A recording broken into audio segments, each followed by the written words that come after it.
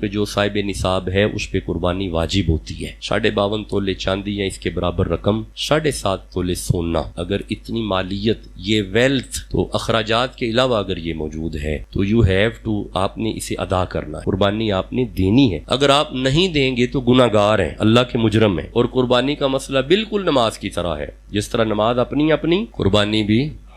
ऐसा नहीं है कि बड़े भाई ने कर दिया और हमारी भी हो गई, अब्बा जी ने कर दी सबकी हो गई, नहीं, ऐसा नहीं। कुर्बानी का मसला ऐसा नहीं है। हत्ता कि अगर मियाँ बीवी हैं और बीवी के पास इनफरादी तौर पे अगर ये वेल्थ है, वो साहिब निसाब बनती है, यानी साहिबाए निसाब है, अगर उसके पास 52.5 तोले चांदी है, इसके बराबर रकम 70-75 हजार रुपया बनता है ये, या फिर 7.5 तोले सोना मौजूद है, तो वो औरत अपनी अलहदा कुर्बानी करेगी, मर्द अपनी अलहदा कुर्बानी करेगा। उसकी अपनी नमाज अपनी अपनी, ये नहीं कि शोहर ने कुर्बानी की और बीवी मुस्तस्ना हो गई, नहीं। जिसके पास कुर्बानी की मालियत मौजूद है कुर्बानी करेंगे। एक घर में 4 भाई हैं, चारों कुर्बानी करें। 5 भाई हैं, 5 कुर्बानी करेंगे।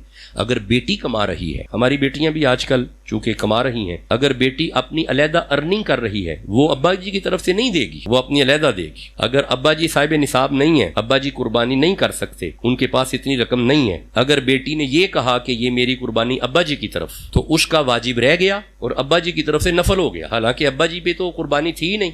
ये समझ रहे हैं मसला? अब्बा जी पे तो कुर्बानी थी ही नहीं। मुझे एक बात का जवाब दो कि 7 साल के बच्चे पे नमाज है, 7 साल से पहले तो नमाज है ही नहीं, तो बंदा उसकी तरफ से नमाज पढ़ी जाए, ऐसे नहीं होता। अच्छा, वो खुद भी पढ़ेगा तो उसका कोई वाजिब नहीं है, वैसे अल्लाह को वो प्यारा लगेगा पढ़ता हुआ, उस पे नमाज अभी वाजिब। अगर अब्बा जी पे वाजिब नहीं हुई तो उनकी कुर्बानी नहीं होगी। अगर कोई बेटी बेटा ये चाहे कि मैं अब्बा जी की तरफ से कुर्बानी दूं, पहले अपना वाजिब अदा करे, फिर अगर उसके पास गुंजाइश है तो एक कुर्बानी अपने अब्बा जी के नाम पे भी कर ले, तो फिर भी उनका वो वाजिब नहीं होगा, वो फिर भी उनकी तरफ से नफल ही अदा होगा। अब आप समझिए कुर्बानी का मसला। तो अगर 4 लोगों पे कुर्बानी वाजिब है, 4 कुर्बानियां घर से होनी चाहिए। अगर बेटी पे भी वाजिब है, 5वीं अगर बहन है तो 5 कुर्बानियां होनी चाहिए। अगर माँ पे वाजिब है, बाप पे भी वाजिब है, तो 7 कुर्बानियां होनी चाहिए। तो अगर आप इस तरह कुर्बानी करेंगे तो एक एक घर में से 6-6, 7-7 कुर्बानियां हैं। कुर्बानी से भागना नहीं, क्यों?